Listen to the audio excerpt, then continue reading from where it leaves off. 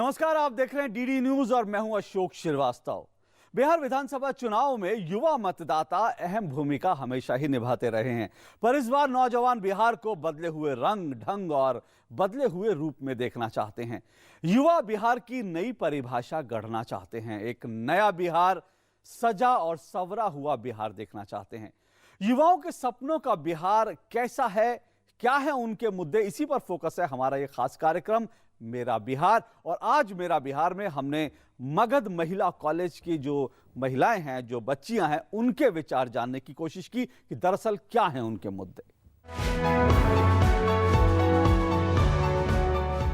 हम इस समय अपने खास प्रोग्राम मेरा बिहार में पहुंच चुके हैं मगध महिला महाविद्यालय के कैंपस में। इस कॉलेज की स्थापना 1946 में हुई थी और 46 से अभी तक यहाँ से तमाम पढ़ी हुई महिलाएं राजनीतिक परिदृश्य में, राजनीतिक क्षेत्र में, सामाजिक क्षेत्र में अपनी एक पहचान कायम की है उन लोगों ने, जिसका मतलब ये है कि यहाँ की छात्राएं राजनीतिक रूप से जागरूक हैं। इस कॉलेज की अपनी एक छात्र संघ की विंग भी है, उससे भी बात करेंगे कि उनके कौन से मुद्दे। और आइए इन महिलाओं से जानते हैं, इन छात्राओं से जानते हैं कि ये क्या सोचती हैं चुनाव को लेकर, क्या हैं इनके मुद्दे, किस तरह से ये देखती हैं कि इस बार बिहार के चुनाव अलग हैं।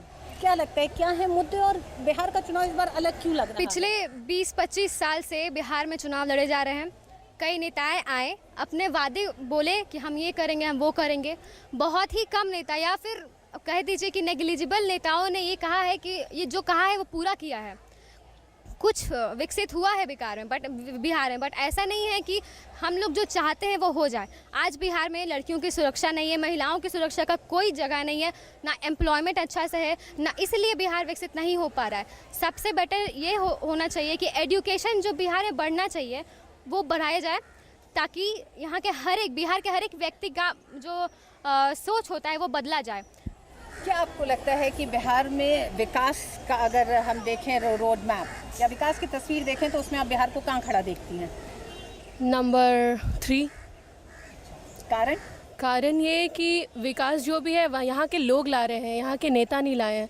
यहाँ के लोग अपनी मेहनत से जो भी जिस भी क्षेत्र में जा रहे हैं अपना नाम कमा रहे हैं। नेताओं ने कोई सपोर्ट नहीं किया उसके लिए। बहुत सारे अच्छे अच्छे टैलेंट्स हैं जो यहाँ छुपे हुए, जो चाहे अगर तो यहाँ के मंत्री उस पर कुछ मतलब हमारे जो भी सीएम है या जो भी हो वो उस पर मतलब हमारा हेल्प करके हमें और आगे लेके जा सकते हैं, बट ऐसा कुछ होता नहीं है। आप लोगों के क्या मुद्दे हैं इस बार के चुनाव में? शिक्षा और महिला की सुरक्षा, ये दो सबसे बड़े मुद्दे हैं, क्योंकि यहाँ पे इस बार हम जात पात से उठकर वोट करने वाले हैं, लेकिन फिर भी महिला की सुरक्षा बहुत कम है, शिक्षा बहुत कम है। यहाँ के जैसा कि मेरी सीनियर ने कहा कि यहाँ पे टैलेंट है बट इसे उजागर नहीं किया जा रहा, इसे बढ़ाया नहीं जा रहा। हमारे ही जगह पे इस बिहार में ही हमें आगे बढ़ने की वो शक्ति नहीं दी जा रही है, जिससे कि हम उठ खड़े हुए और बोले कि हाँ हम बिहार से बिलोंग कर रहे हैं। आपको क्या लगता है कि बिहार में आज की तारीख में किन चीज़ों की ज़रूरत है जिसको युवा आज जब वोट करेगा आने वाले वक्त में तब ध्यान में रखेगा? सबसे बड़ी चीज़ यहाँ पे एजुकेशन की कमी है। यहाँ पे देखा जा रहा है कि बच्चे, महिलाएं जो भी हैं बाहर की स्टेट्स में ज़्यादा प्रेफर करती हैं पढ़ना हायर एजुकेशन के लिए, क्योंकि यहाँ पे कोई चीज़ अवेलेबल नहीं है पढ़ाई के लिए।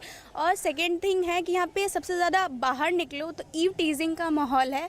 उस सिचुएशन में गर्ल्स क्या करें वो समझना बहुत मुश्किल है। लेकिन क्या लगता है राज्य सरकारों की, जनप्रतिनिधियों की ये जिम्मेदारी थी कि वो सुरक्षित माहौल आप लोगों को मुहैया कराएं? जी बिल्कुल, ये पॉलिटिशियंस जो हम लोग वोट देते हैं, फर्स्ट टाइम वोट देने जा रहे हैं, ये दिमाग में हमेशा सोच के चल रहे हैं हम लोग कि क्या हम लोग। लेकिन जहाँ तक अभी हमने समझा है तो 15 से 20 साल में अभी तक कुछ भी ऐसा नहीं हुआ है बिहार के लिए जो लगे कि हम सेफ़ हैं। और ये सिक्योरिटी आई थिंक हमारे माइंड में भी नहीं है। तो सबसे पहले ये ज़रूरी है कि हमारे माइंड में वो सिक्योरिटी आए, और जो राजनेता होते हैं या फिर जो भी हमारे गवर्नमेंट होते हैं उनका ये मेन पर्पस होना चाहिए कि जो हम बोलते हैं वो पूरा करें। सिर्फ बोल देना ही काफ़ी नहीं होता है। So it's important to do something than to say something. क्या लगता है कि महिलाएं जो असुरक्षित महसूस कर रही हैं उसका कुछ असर शिक्षा पे भी पड़ रहा है? रोजगार के लिए महिलाएं क्या निकलती हैं यहाँ पर? ऑब्वियसली महिलाएं तो पहली हम लोग का सबसे पहला मोटो होता है कि अगर हम अच्छी कॉलेज में पढ़ रहे हैं, अच्छे स्कूल में पढ़ रहे हैं, अच्छी फैमिली से आ रहे हैं, तो सबसे पहले हमारा यही एम होता है कि हम सेल्फ डिपेंडेंट हो। अगर और हम लोग इसके लिए आगे बढ़ते भी हैं तो कहीं ना कहीं से बाहर से या हमारे घर से ही दबाव थोड़ा पड़ जाता है। और अगर आपकी जो ये हमारा मॉडर्न एज है तो हमारी फैमिली भी कुछ हद तक बहुत ही आगे निकल चुकी है, बट हमारा जो माहौल है, जो पॉलिटिशियन सब है, वो हम लोगों को आगे बढ़ने नहीं दे रहे। क्यों लगता है आप लोगों को कि बिहार पिछड़ा है?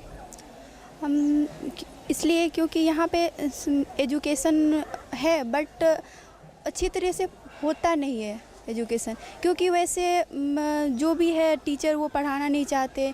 स्कूल में आज इतनी सारी मतलब फैसिलिटी दी गई है बट उसका यूटिलाइज नहीं हो रहा है। आइए जानते हैं रोजगार के क्षेत्र में क्या सोच है इन लोगों की, किस तरह से ये देखते हैं अपने राज्य के विकास को। राज्य का विकास कहीं ना कहीं ठीक है एजुकेशनल लेवल पर तो हो रहा है। अभी पटना यूनिवर्सिटी में अराउंड 80 to 84 कोर्सेज करवाए जा रहे हैं, लेकिन उन कोर्सेज को करने के बाद क्या हम लोग घर पर तो नहीं बैठे रहेंगे, उसके लिए एम्प्लॉयमेंट अपॉर्चुनिटीज़ की ज़रूरत है और वो कहीं ना कहीं कॉलेज के 3rd ईयर के लेवल से ही दिखने लगता है। तो अगर कॉलेज में कैंपस नहीं आ रहा है तो कहीं ना कहीं हमें ऑब्वियसली अपने स्टेट से बाहर जाना पड़ेगा। तो एजुकेशनल लेवल पर तो कहीं ना कहीं डेवलपमेंट हुआ है, लेकिन एम्प्लॉयमेंट अपॉर्चुनिटीज़ में अभी भी कमी दिखती है। रोजगार की अपॉर्चुनिटीज़ न होना आप लोगों को कहीं उस विकास की दौड़ में पीछे कर रही है? बहुत ज़्यादा पीछे कर। स्पेशली हम बिहार को ले तो यहाँ पे लड़कियों को अभी भी उसी नज़र से देखा जा रहा है, यार ये बेटी है, इसे पढ़ाओ मत, बेटे को आगे बढ़ाओ। ये चीज़ हम बिहार में स्पेशली देख रहे हैं। और सबसे ज़्यादा लाइफ में आगे बढ़ने के लिए, जॉब पाने के लिए एजुकेशन सबसे ज़्यादा मस्ट है। हर फील्ड में हमें एजुकेशन ज़रूरी होता है, क्योंकि अगर हम जब तक वेल एजुकेटेड नहीं रहेंगे तो किसी चीज़ का हम सामना ईजिली से नहीं कर सकते। इसलिए हमें वेल एजुकेटेड होना ज़रूरी है। और सबसे पहले हमें अपने साथ अगर हम खुद बदल जाए ना तो समाज हमारे साथ खुद बदल जाएगी।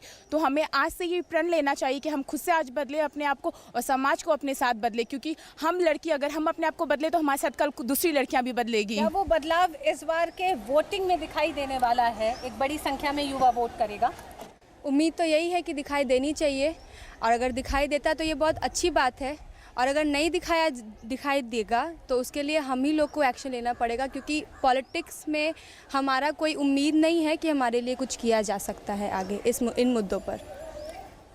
क्या आपको लगता है कि जॉब अपॉर्चुनिटीज़ की हम बात कर रहे हैं, शिक्षा के स्तर की बात कर रहे हैं, ये मुद्दे आज की तारीख में चुनाव में मुद्दे बन पा रहे हैं? हाँ, ये ऑफ कोर्स जो भी हम जॉब अपॉर्चुनिटीज़ और ये की बात कर रहे हैं, एजुकेशन की बात कर रहे हैं, ये चुनाव में बहुत ही इम्पोर्टेंट मुद्दे होते हैं। क्योंकि अगर इलेक्शन में ये इन सारे मुद्दों को ही लेके चलेंगे तभी हमारा जो भी गवर्नमेंट बनेगा, जो भी बनेगा वो, क्योंकि ये सब बेसिक होते हैं, जो भी डेवलपमेंट का होता है प्रोसेस उसमें ये सब बेसिक होते हैं। तो इन्हें ही सबसे पहले हमें बेटर करना पड़ेगा, यही हमारी सक्सेस की सबसे पहली सीढ़ी होती है। आइए जानते हैं इन छात्राओं से ये भी, क्या इनको लगता है कि इन मुद्दों की तरफ अभी तक की सरकारों ने तवज्जो दी, और अगर नहीं दी तो क्या चीज़ राजनीतिक पार्टियों से छूटती चली गई है? राजनीतिक पार्टियों से बहुत सी चीज़ें छूटती चली गई है, जैसे कि हम लोग मतलब अगर 52% या 58% अगर यूथ हैं, हम लोग यूथ अगर 58% कंट्रीब्यूट कर रहा है तो उसमें आधी आबादी जो है वो हमारी भी है, हम लोग भी है, आधे में आते हैं। तो हम लोग के लिए क्या कुछ मतलब पॉलिसी आ रही है तो वो पॉलिसी हम लोग को मतलब कि इन्फ्लुएंस कर रही है कि नहीं, वो पॉलिसी से हम लोग को फ़ायदा हो रहा है कि नहीं, ये भी तो देखना चाहिए ना।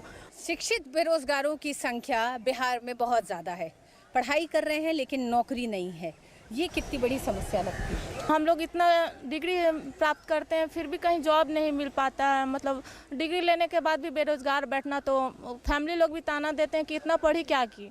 इसलिए गवर्नमेंट को चाहिए कि महिला को ज़्यादा जॉब दिया जाए, मतलब उसके लिए सीट आरक्षित किया जाए। आज हमारे बिहार में घुसखोरी ये बहुत ज़्यादा है। यहाँ पे जो अच्छे स्टूडेंट होते हैं या जो पढ़ने में अच्छे और नहीं भी, उन्हें एक में नापा जाता है। क्यों?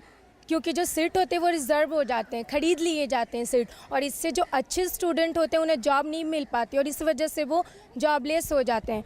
तो सबसे बड़ी समस्या घुसखोरी की, अगर हमारे बिहार में घुसखोरी की समस्या नहीं हो तो मेरे हिसाब से कि जिसमें टैलेंट है एटलीस्ट वो इंसान बेरोजगार बिल्कुल नहीं रहेगा। भ्रष्टाचार एक बड़ा मसला यहाँ की छात्राओं का मानना है, क्या कहना चाहती हैं आप? हाँ, ये बिल्कुल है। भ्रष्टाचार यहाँ का सबसे बड़ी मुद्दा है, जिसके कारण जिसमें टैलेंट होता है वो भी बाहर और अच्छे जॉब नहीं पा रहे हैं। जैसे कि नासा में भी अभी देखे तो बिहार के ही युवा थे, वो वहाँ अच्छे कर रहे थे, बट बिहार का नाम नहीं हो रहा, अमेरिका और वहाँ का नाम हो रहा है यहाँ के युवाओं में। जहाँ तक आरक्षण की बात करते हैं, आज प्रत्येक राजनीतिक पार्टी है जो आरक्षण की बात कर रही है कि महिलाओं को 50% आरक्षण दिया जा रहा है। कोई भी ऐसी राजनीतिक पार्टी नहीं है जो महिलाओं की सुरक्षा की बात कर रही है, जो कि सबसे ज़रूरी है। जब तक सुरक्षा नहीं हो जाएगा तब तक आरक्षण बेकार है, इसलिए महिलाओं को सुरक्षा होना चाहिए। दूसरी जो सबसे बड़ी समस्या वो बेरोजगारी की समस्या है। महिलाएं आज BA, BSc, PG जैसे हम लोग अभी 3rd ईयर के स्टूडेंट हो चुके हैं, इसके बाद भी नहीं जानते कि हम सुरक्षित है, कि आगे सिक्योरिटी की हम अपने भविष्य को लेकर कि सेल्फ डिपेंडेंट हो पाएंगे। इसलिए ज़्यादा से ज़्यादा बेरोजगारी की समस्या पर ध्यान देना चाहिए। और राजनीतिक पार्टी आज चुनाव के दौर पे तो देखते हैं कि हाँ युवाओं में है, युवाओं शक्ति है चुनाव का, लेकिन ऐसा नहीं। इसके बाद बिल्कुल युवाओं को अनदेखा किया जाता है। युवा को शक्ति माना जा रहा है। युवा को ये भी कहा जा रहा है कि युवा इस बार बिहार की राजनीति की पूरी तस्वीर बदलेंगे। इस तस्वीर को बदलने में क्या आपको लगता है कि महिलाएं पॉलिसी मेकिंग में नीति निर्माताओं के तौर पर जब तक उनकी भागीदारी नहीं होगी तब तक महिलाओं के मुद्दे उस तरह से मुखर होकर नहीं सामने आएंगे? यहाँ पे सबसे बड़ा जो प्रॉब्लम हमको लगता है पॉलिसी मेकिंग में भी, वो है कास्टिज्म का। यहाँ पे कास्ट को कहीं ना कहीं पहले प्रेफरेंस दी जाती है, तो जब तक हम कास्टिज्म के बेड़ियों से नहीं निकलेंगे तब तक कहीं ना कहीं इम्प्रूवमेंट पॉसिबल नहीं है। ये कास्टिज्म की बेड़ियों से निकलने की बात जो है वो युवाओं को जोड़कर ज़्यादा देखी जा रही है। यहाँ हमारे साथ कुछ छात्राएं आई हैं, इनसे बात करते हैं। कहा जा रहा है कि जो आज की युवा पीढ़ी है वो जातिवाद से निकल के बात करेगी। आज की युवा पीढ़ी क्योंकि पढ़ी लिखी है, समझदार है, जान रही है कि जाति और इस सब से हम लोग को बाहर निकलना चाहिए, कास्टिज्म से बाहर निकलना चाहिए। लेकिन नेता जो है वो दिन प्रतिदिन आरक्षण की बात, फिर क्या कहते हैं जाति की बात करके उन्हें फिर से चपेट में लाने की कोशिश कर रहे हैं, जिसके वजह से जो पुराने जो है वो पुराने परंपरा रूढ़िवादी लोग हैं वो उसमें चले आ रहे हैं। लेकिन छात्राएँ और आज के युवा जाति को समझ रही हैं, इसलिए वो वहाँ से बाहर निकल के बात करना चाहती हैं, उस चीज़ में पकड़ना या जड़ना नहीं चाहती है। इसलिए हमारे नेता को भी चाहिए कि वो इससे ऊपर से उठ के सोचे। आज का युवा जागरूक है और उसके अंदर इतनी कैपेसिटी है कि वो लोगों को शिक्षित कर सके कि पहले जैसे जाति के तौर पे वोट दिया जाता था अब वैसा ना किया जाए। क्योंकि युवाएं जो आजकल बेरोजगार हैं और इतनी सारी जो समस्याएं हैं, अगर हमारा MLA सही होगा तो बहुत डेवलप होगा बिहार। इसीलिए युवाओं में बहुत कैपेसिटी है कि वो लोगों को जागरूक कर सके जगह जगह पे जाकर। जब आप लोग अपने प्रतिनिधि चुनेंगे और आज भी जब आप राजनीतिक पार्टियों के दावे और वादों को देख रहे हैं, उसमें क्या आपको लगता है कि युवा प्रतिनिधियों की ज़्यादा संख्या में होना भी युवाओं के मुद्दों को एक तरह से सामने रखा जाएगा और उस पर ध्यान दिया जाएगा? बिल्कुल, युवा प्रतिनिधियों का होना समाज में बहुत ज़्यादा ज़रूरी है, क्योंकि आजकल के जो युवा है वही युवा की समस्या को समझ सकते हैं। और हमारे ये राज्य में अभी जैसा कि पीछे बोला कास्टिज्म की राजनीति होती है, तो इस चीज़ से बाहर निकलना होगा। ये समझना होगा कि हाँ, जो राजनीति है वो कास्ट और धर्म से ऊपर उठ के होनी चाहिए, तभी हमारा विकास संभव होगा। क्या आपको लगता है जातिवादी राजनीति का असर पड़ा है बिहार के विकास पे? बहुत ज़्यादा पड़ रहा है जातिवादी, क्योंकि हम लोग पिछले 15 साल पहले जाए तो देखेंगे कि अंधकार युग के नाम से जाना जाता है, मतलब इसलिए जातिवाद से ऊपर उठ के हमें वोट करना चाहिए। क्यों लगता है कि जातिवाद ने पीछे किया बिहार को? मैम, अभी तक में अगर देखा जाए तो जातिवादी एक ऐसा सब्जेक्ट रहा है हमारे पूरे राज्य के लिए, इनफैक्ट हमारे भारत के लिए, जो हमें हमारे कंट्री को बहुत पीछे कर रहा है। और कंट्री को तो बात की बात है, हमारा बिहार इतना पिछड़ रहा है क्योंकि हमारे यहाँ लिबर्टी नहीं है। अगर लिबर्टी हो तो हम एकजुट होके अच्छी काम करेंगे, अच्छे से आगे बढ़ेंगे और हमारा बिहार एक दिन और सब देशों के मुकाबले अच्छे करेगा। रोशनी, आप यहाँ छात्र संघ की जनरल सेक्रेटरी हैं। क्या आपको लगता है कि तमाम राजनीतिक पार्टियों के भी अपनी छात्र इकाइयाँ होती हैं? क्या वो छात्र इकाइयाँ युवाओं के मुद्दों को लेकर आज की तारीख में बिल्कुल चुनाव सर पर हैं, 12 तारीख को पहली पोलिंग है, क्या उन मुद्दों को लेकर वो सुनाई दे रहे हैं? बिल्कुल नहीं। जैसे पटना यूनिवर्सिटी की भी अपनी इकाई है और भी बहुत सारे कॉलेजेस की अपनी इकाई होती है, बट मुझे लगता है कि उनके वो खुद अपने इंटरेस्ट के लिए काम करते, they work for their own interest, वो खुद भटके हुए हैं। वोट करने में युवाओं की भागीदारी और राजनीति में युवाओं की भागीदारी, क्या दोनों एक साथ ज़रूरी है, साथ साथ चलना युवाओं की भलाई या उनकी प्रगति के लिए? बिल्कुल ज़रूरी है।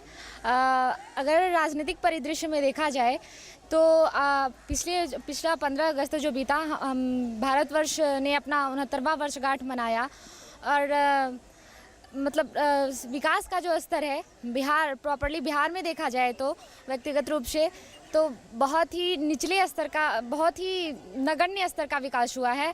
और जिन्होंने विकास के वादे किए और फिर जो विकास का ये समझते हैं, अपने आप को विकास दूत बताते हैं, वो उन्होंने क्या किया बिहार के लिए। आपका मानना है कि बिहार की जनता जो आज की तारीख में राजनीति में, चुनाव में जो गठबंधनों की राजनीति हो रही है, उसमें उसका कहीं विश्वास हल्का पड़ रहा है मौजूदा राजनीतिक गठबंधनों में? हाँ जी, पड़ रहा है, बिल्कुल पड़ रहा है। क्योंकि अगर कोई नेता अगर वो जो कहता है अगर वो नहीं करता और फिर दूसरे को अपोज में कहता है कि हाँ ये जो है उसके कारण हम विकसित नहीं हो पा रहे, उसमें अगर शामिल हो जाए तो वो नेता का भी कोई प्रभाव नहीं रहेगा। इस हमारे राज्य में, किसी भी राज्य में अगर ये होता है, अगर वो दूसरे को अपोज कर रहा है, अगर वो खुद उसमें चला जाए तो उसका भी कोई प्रभाव नहीं रहेगा पूरे राज्य में।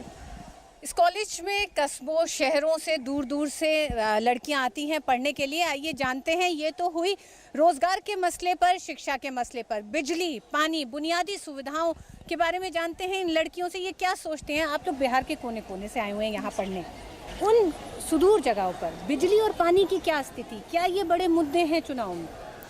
चुनाव में ये बहुत बड़े मुद्दे हैं, क्योंकि आज शहरों में तो बिजलियां हैं, लेकिन गांव के सुदूर देहातों में आज भी बहुत सारे ऐसे गांव हैं जिसमें ना तो बिजली की सुविधा है, जिससे कि बच्चे पढ़ नहीं पाते हैं वहाँ पर। रात के अंधेरों में बच्चे नहीं पढ़ते हैं वहाँ पर, और डिबिया की रोशनी में वो पढ़ने के पे मजबूर होते हैं।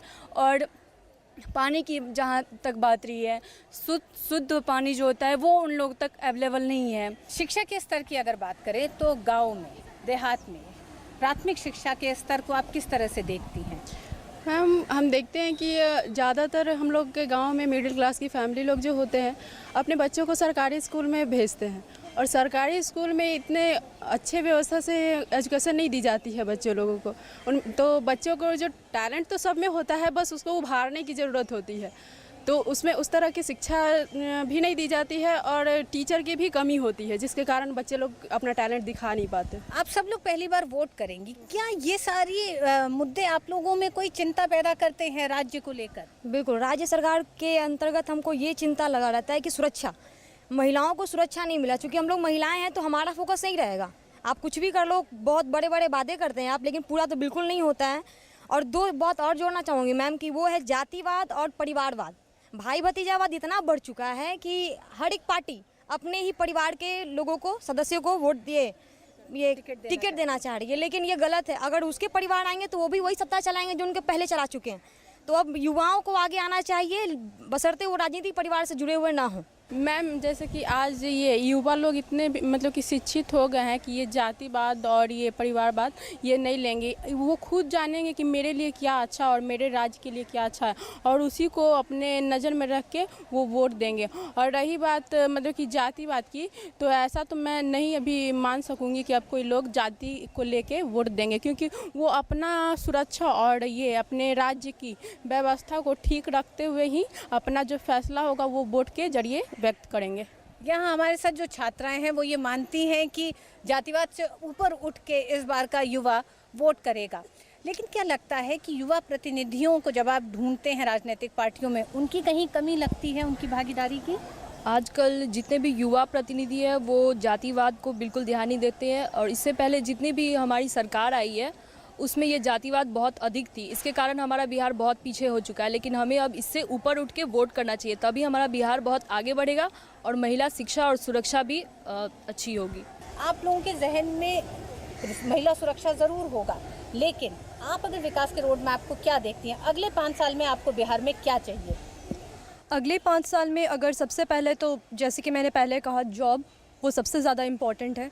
और कहीं ना कहीं अगर एजुकेशन की भी बात की जाए तो स्कूल में पहले तो था 75% अटेंडेंस कंपलसरी था, उसी के बेसिस पे पैसे मिलते थे, बट अब वो कहीं ना कहीं कंपल्शन हटा दिया गया है। क्यों? तो वोट के लिए। तो ये कहीं ना कहीं हम ये नहीं कह सकते कि एजुकेशन का डेवलपमेंट इसमें हो रहा है। लड़कियां चाहे स्कूल आए चाहे नहीं, उन्हें पता है कि उन्हें पैसा मिल जाएगा, तो ये कहीं ना कहीं उन्हें नीचे की ओर ले जा रहा है। लेकिन लड़कियों की शिक्षा के लिए खासकर तमाम जो योजनाएं चलाई गई हैं, चाहे वो साइकिल देने की योजना हो और बेरोजगारी भत्ता देने की भी बात की जा रही है, क्या आपको लगता है कि ये सारी चीज़ें युवाओं को प्रोत्साहित कर रही हैं? इसका फ़ायदा मिल रहा है क्या? फ़ायदा का बात देखा जाए तो ऐसा कुछ नहीं हो रहा है, क्योंकि वो सिर्फ मेरे हिसाब से वो सिर्फ वोट गेन करने के लिए ये काम कर रहे हैं। वो इन सब चीज़ों से उन्हें लग रहा है कि जो जिन्हें मतलब फ़ायदा हो रहा है, उन्हें लग रहा है कि राजनीतिक पार्टियां मेरे लिए बहुत कुछ कर रही हैं।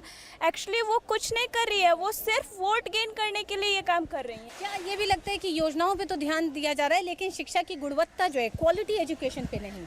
या ये तो बिल्कुल है मैम, क्योंकि आज के ज़माने में अगर देखा जाए तो इतना पॉवर्टी है हमारे राज्य में, जिसके कारण अच्छी फैमिली अच्छे बच्चों को अपने अच्छे स्कूल में नहीं डाल पाती हैं।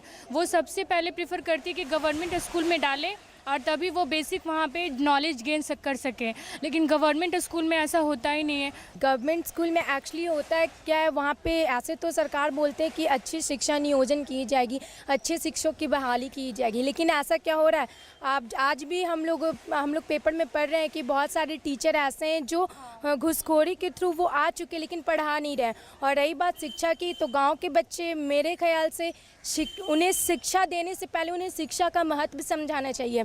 बच्चे वहाँ के भूखे रहते हैं, उन्हें वस्त्र नहीं सही से मिल पाते हैं, तो वो उस लालसा में जाते हैं स्कूल पढ़ने को।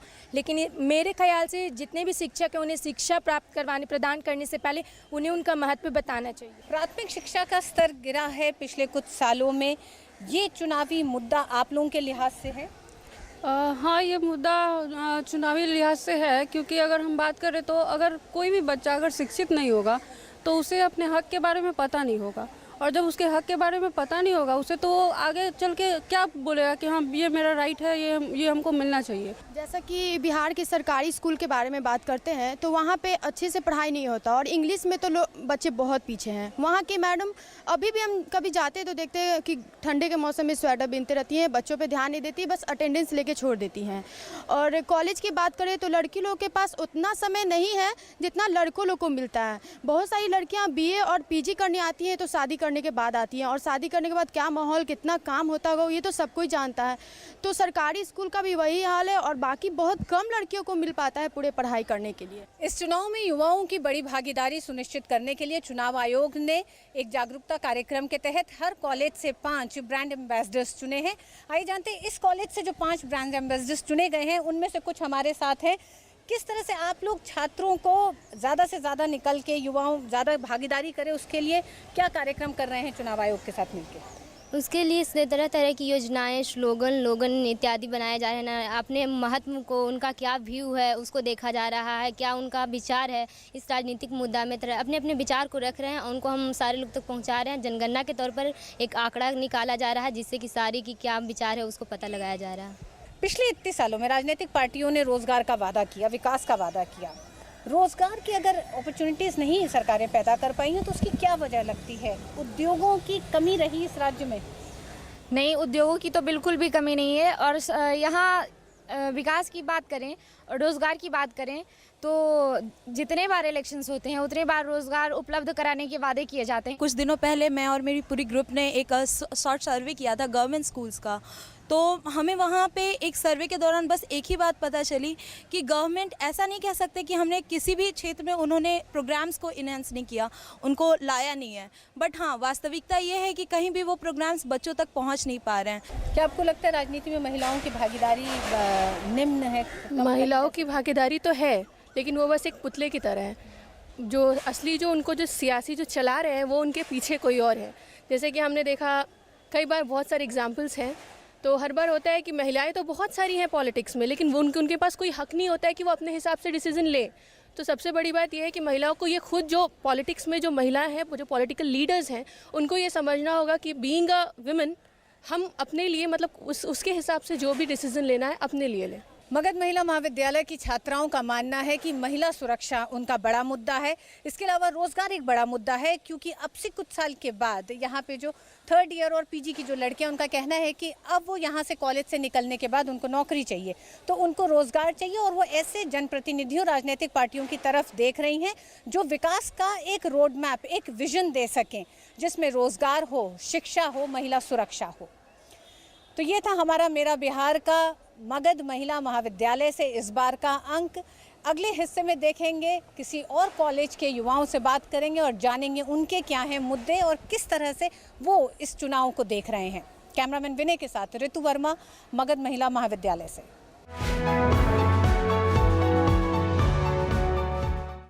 तो आज मेरा बिहार में आपने देखा मगध महिला कॉलेज की छात्राओं के विचार और उनके मुद्दे। क्या कुछ प्रमुख मुद्दे निकलकर सामने आए, उसको एक बार फिर से देख लेते हैं। वो मुद्दे इस तरह से हैं: अच्छी शिक्षा का राज्य में अभाव है, रोजगार के अवसर नहीं है युवाओं के पास, इसलिए असुरक्षा की भावना जो लगातार बढ़ रही है और युवा और वहां पे जो लोग हैं वो पलायन को मजबूर हैं, भ्रष्टाचार बड़ा मुद्दा है। तो ये तमाम मुद्दे हैं युवाओं के। देखना यह है कि क्या इन चुनावों के बाद जो नई सरकार बनेगी वो इन मुद्दों को एड्रेस करेगी, इन मुद्दों को सुलझाने में, इन मुद्दों को निपटाने में क्या कुछ उसका रोल होगा, ये देखना दिलचस्प होगा। तो फिलहाल मेरा बिहार कार्यक्रम में आज बस इतना ही। इजाजत दीजिए, नमस्कार।